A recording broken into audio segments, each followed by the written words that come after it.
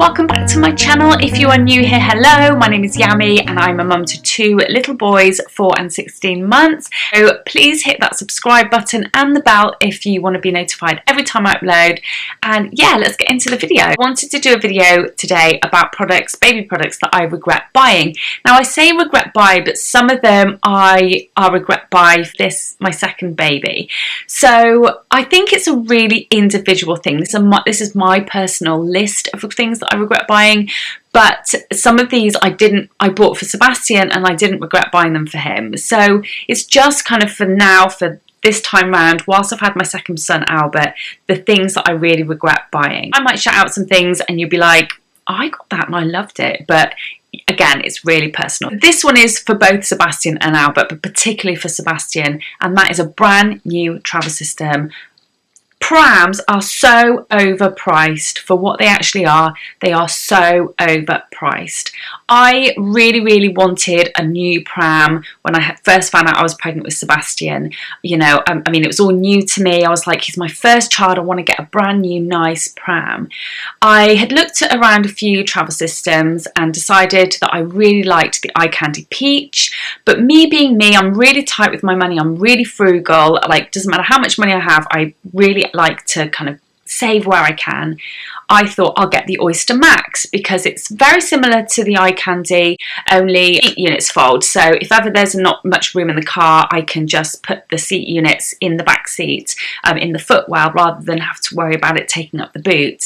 And I also really like the fact that it was a tandem system, because I had at that point met a few mums who had bought brand new Bugaboos, chameleons, and two mums that bought a brand new Bugaboo chameleon, fell pregnant, and she had to go out and buy a double. Chameleon just got totally made redundant and she sold it, and she did not get nowhere near back what she spent.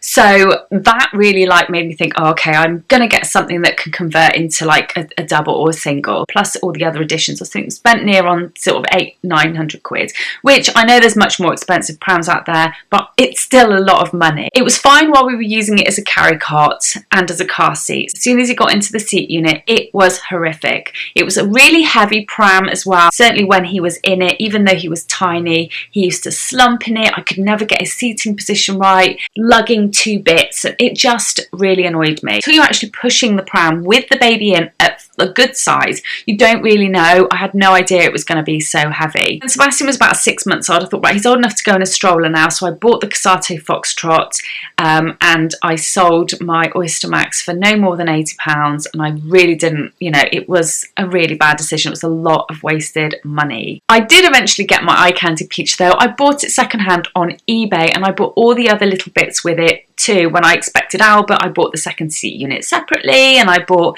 you know, bits for it separately, adapters and whatnot, and it worked out so much cheaper. I got a beautiful, well-conditioned double travel system with all the adaptions and rain covers and everything for £300, which would probably cost about £1,500 new. I've come to realise I have a bit of a pram addiction. I like to try different prams, so to buy them secondhand works out so much better for me. I do them up nicely, I sell them for the same price, sometimes a profit if I've done them up. Just buying a pram new is just my biggest regret. Like, I know so many people who've bought brand new prams and they've hated them. Next thing that I massively regret buying, this is with Sebastian, was a Tommee Tippee breast pump. There's a really bad myth, I guess you could call it, or not bad myth, that you need to go out and buy a cheaper breast pump when you start off breastfeeding.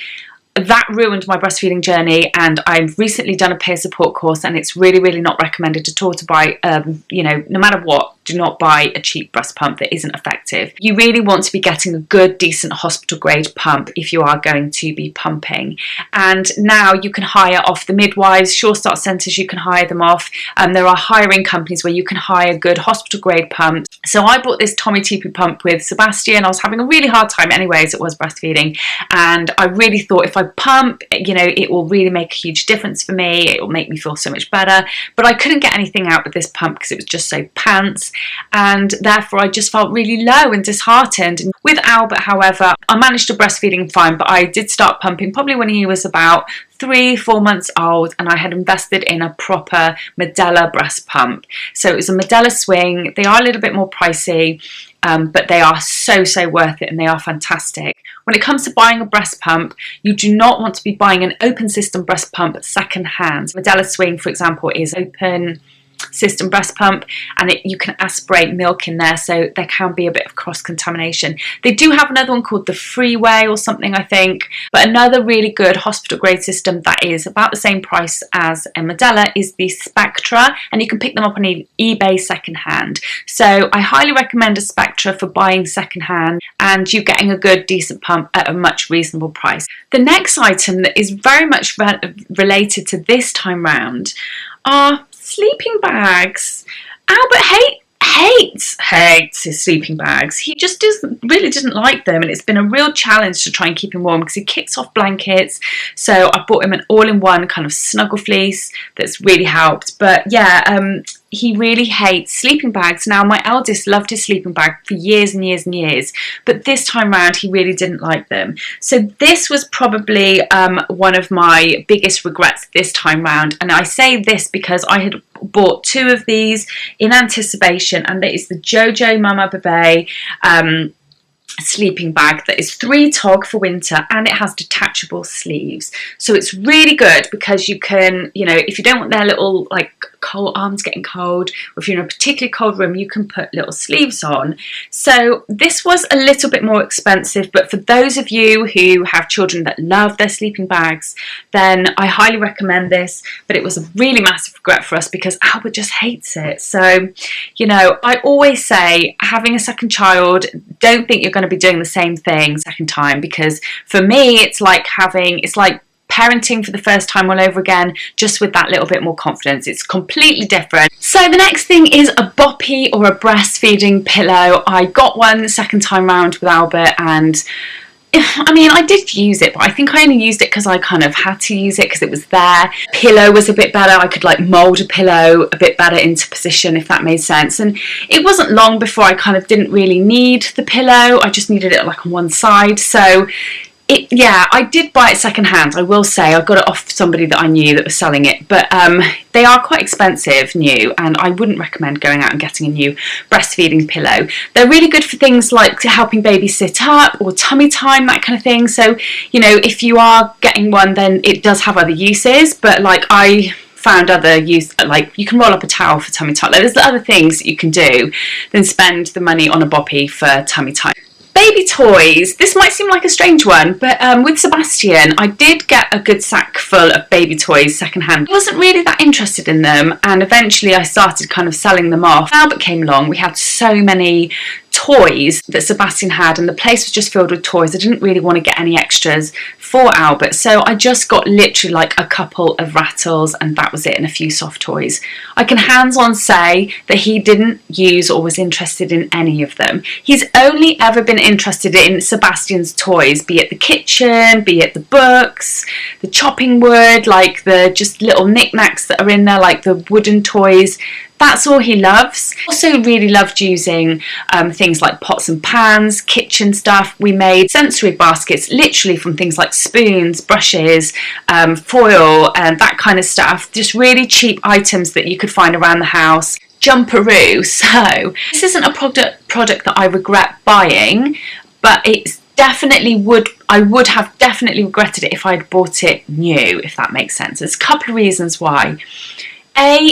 When you buy them new, they're quite expensive. They're about £60 to £100, and you can't guarantee that your baby's going to love it. So Sebastian did really like his, but only for about 2 or 3 months. Then he got bored. Albert liked his, but he wouldn't stay in it for any longer than 10 minutes. Again, for about 2 or 3 months. It's a lot of money to spend for such a short space of time. If you know somebody, or if your baby loved it so much they would stay in it and was in it for quite a long time, please let me know, because I am yet to meet anyone that it's kind of got longevity, like it lasts, and it's so big. A good alternative that might not be for everyone is one of those door hanging ones. Now we do have one of those, and I've kept it for both children, and it just used to hang in the bathroom because I could put the children there while I had a shower, and they could just jump about, and they really enjoyed it. I'd put some music on and it was fine. Some people worry that they spin and whatnot. It's just making sure that you adjust it so that their feet really are touching the ground. Jumperoo, I think, is definitely something to maybe either buy secondhand or borrow. Bumbo, this is the biggest waste of money ever. So we got one of those with Sebastian, one of those like moulded Bumbos. they are just, I just think they're such a waste of money. I found that we did use it a bit for when we'd feed Sebastian like on the floor and stuff, but it didn't really last very long. And with Albert, he couldn't hardly, Sebastian was tiny, he was like really, really skinny, but Albert could hardly fit in it because his legs were so chunky. He didn't like it. He used to always like lean back and then like fall over backwards. So it just was not good. What I do recommend in replacement to the Bumbo, and they're just a tiny bit older, and that is this. This is the Chico Pocket Snack, I think it's called. It's a really good kind of booster seat, but can also just be put on the floor as well, like Bumbo.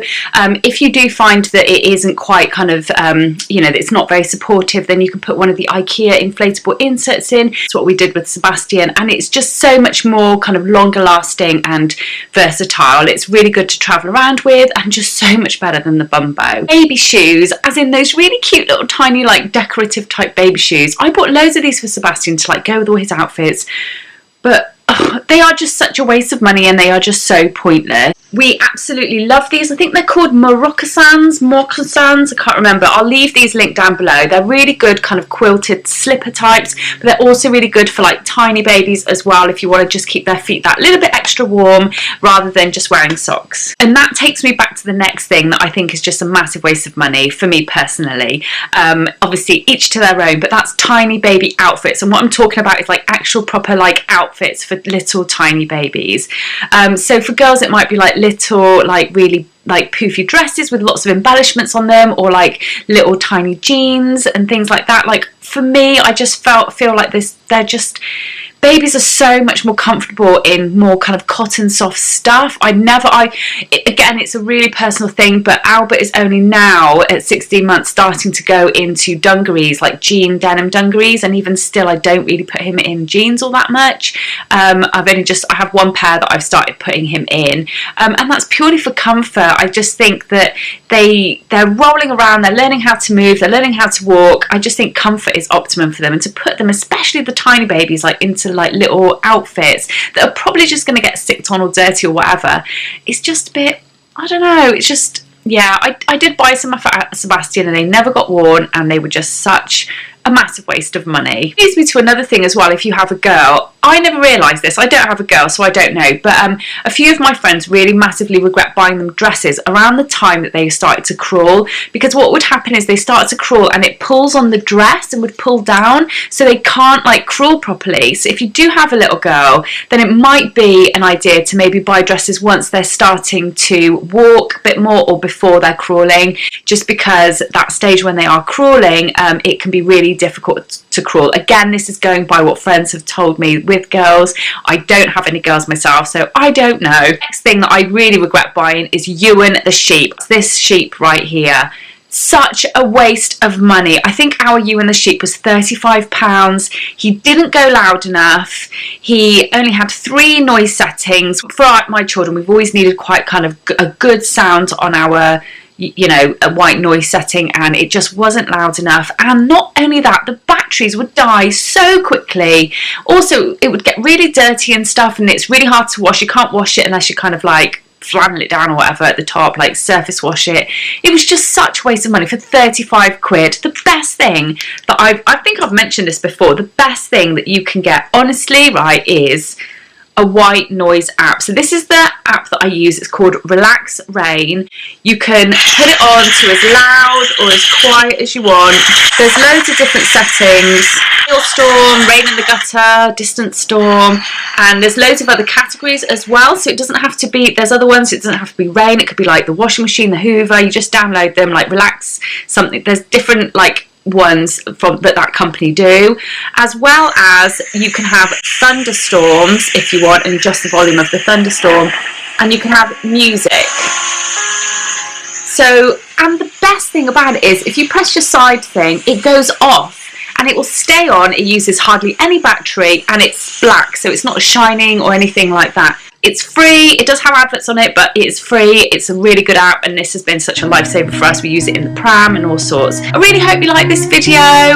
If you did, please make sure you give it a like. If you're not subscribed, then please make sure you subscribe to my channel, and make sure you hit the notification bar as well. And I will see you in the next video. Bye.